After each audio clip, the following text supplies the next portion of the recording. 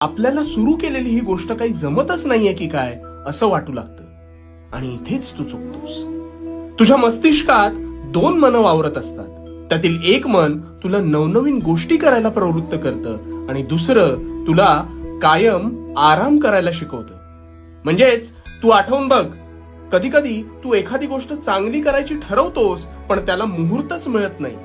सतत उद्यापासून करू असं तुला एक आराम स्वरूपी मन सांगतं आणि तू क्षणाचाही अवलंब न करता ते ऐकतोस आणि तिथेच फसतोस.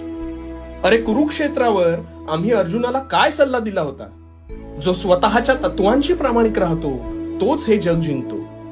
त्यामुळे आजपासून तुला प्रगतीपथावर मार्गक्रमण करायचं असेल तर तुझ्या मनाला लागणारी वाळवी ही कधीच स्वीकारू नकोस. आणि एकदा का निर्णय घेतलास की झोकून दे, मग बघू तुझी प्रगती कशी होत नाही ते. आणि भिवू नकोस.